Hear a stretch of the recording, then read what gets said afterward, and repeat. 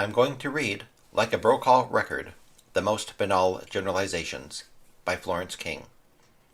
Florence King was born in 1936 and died in 2016.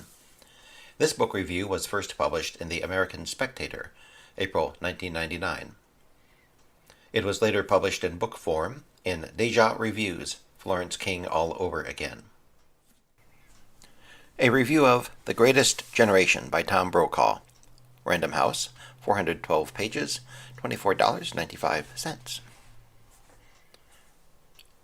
Once upon a time, the human race was divided into writers and talkers. A sensible arrangement that, like so many other sensible arrangements, America has completely demolished. Having no real grasp of either literary style or brilliant conversation, we assume that introspective writers can yak it up on television, and expect the sound-bitten to turn subtle and reflective on paper the moment they are alone with their thoughts. Tom Brokaw, NBC's boyish basso profundo of the video prompter, has anchored a book.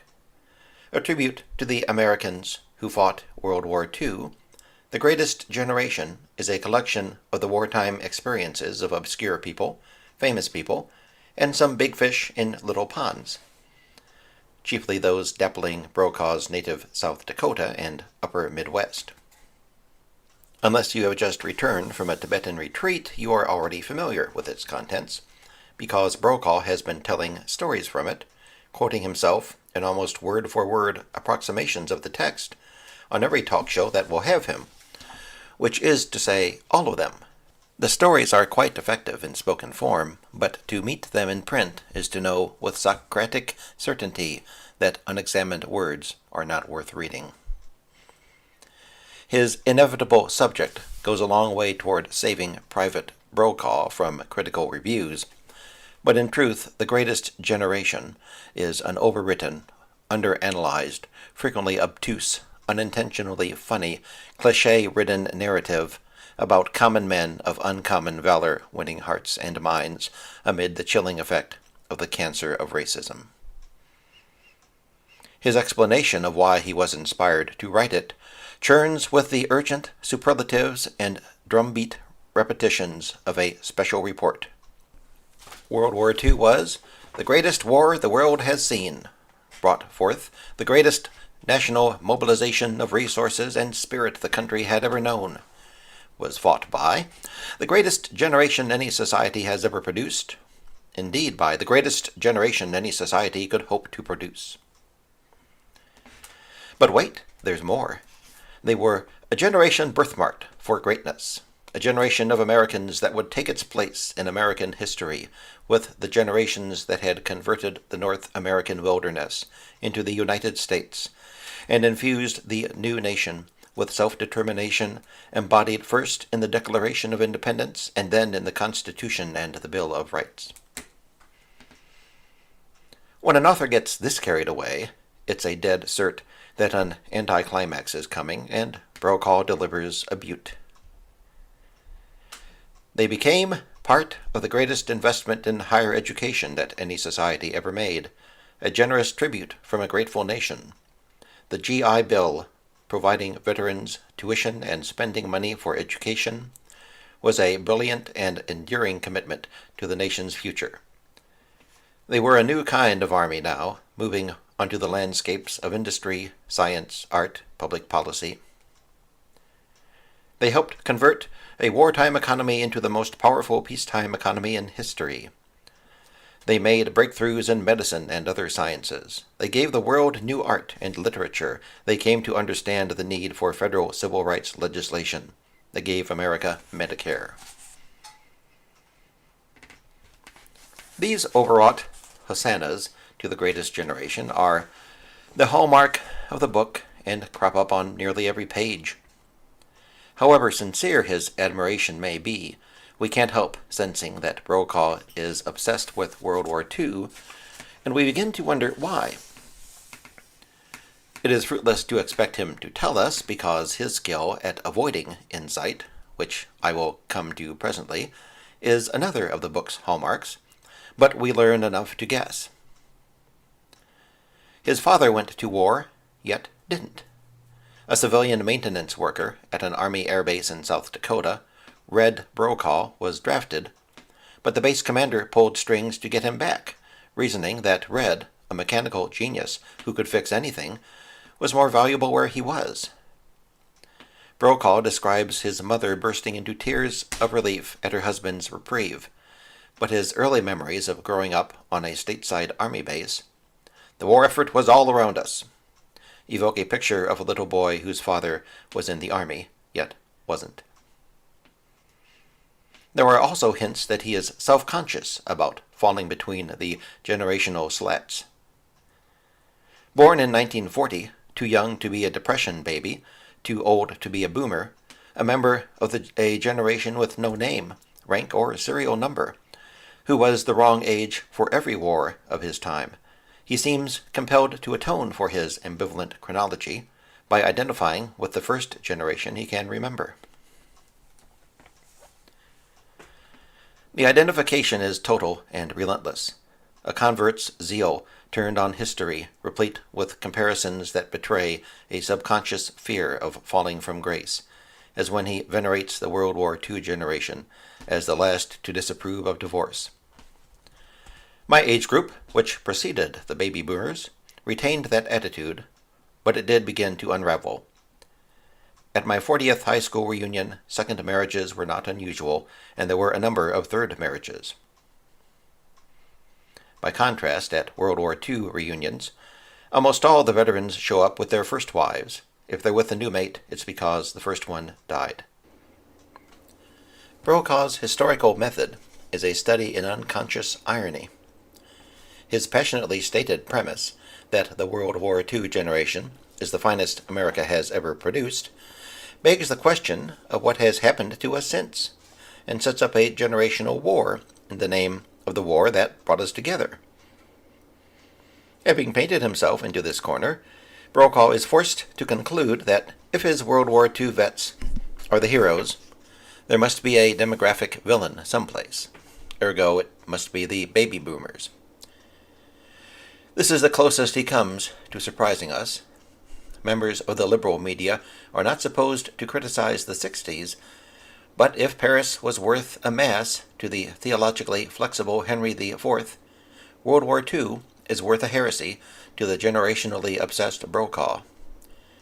He never actually condemns boomers outright. That would imply a flaw in the parents. But he never misses a chance to work them into his narrative. Typical is his chapter on former Representative Sam Gibbons, Democrat, Florida, a member of the 101st Paratroopers who saw action on D-Day.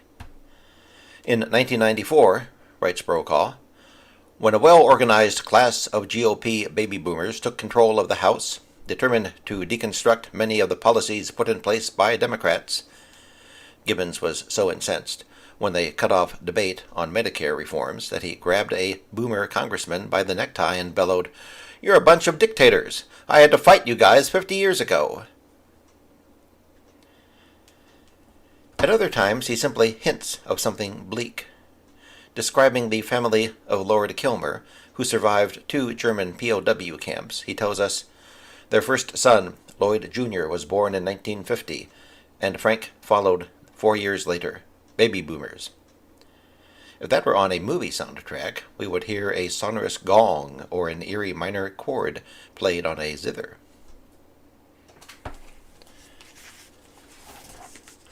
Since the boomers sprang from the loins of the greatest generation that ever lived, it behooves him to explain how the apple came to fall so far from the tree. But waiting for a talker to analyze what he writes is futile. Godot will show up first. Brokaw, like television, skims the surface but never digs deeply enough to find the conflicts in his statements. Positing that most members of Generation World War II were born around 1920, he credits them with blanket self-sufficiency and attributes it to their having come of age during the Depression. Accepting hardship and fighting for survival were just the way they were raised, he writes.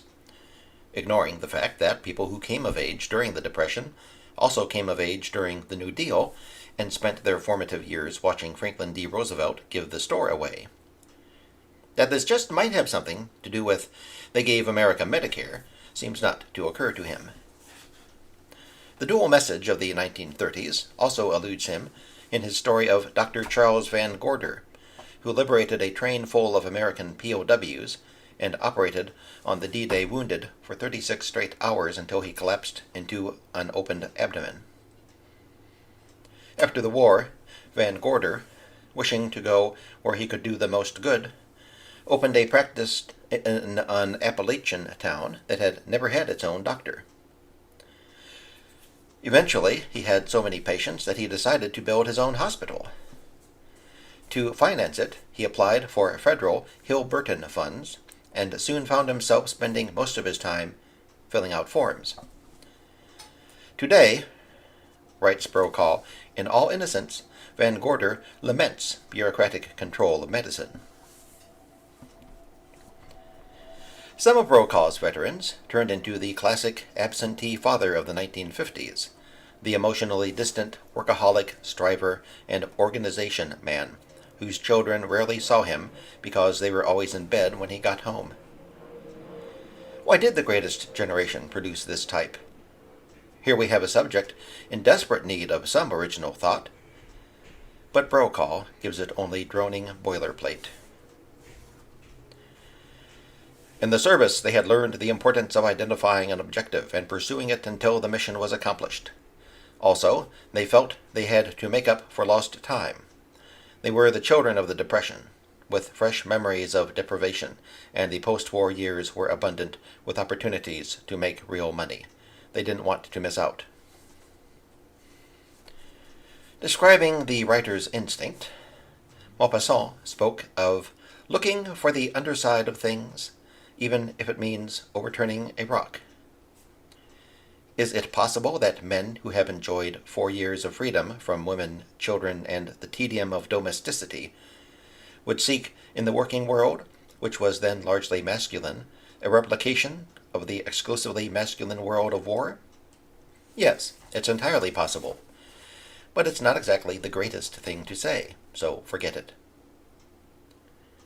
Whether from laziness or lack of imagination, Brokaw does not even try to penetrate the stories he tells. No doubt he calls this letting them speak for themselves, but it's more a matter of letting them languish on the page while he rounds them off with one of his inanities, or goes on to something else.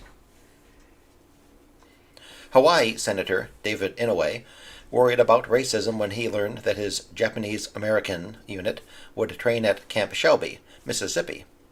But to his surprise, he and his comrades were inundated in Southern hospitality and treated royally. For the first time in my life, he told Brokaw, I danced with a white girl. This, Brokaw intones earnestly, was a reflection of the racial schizophrenia loose in America.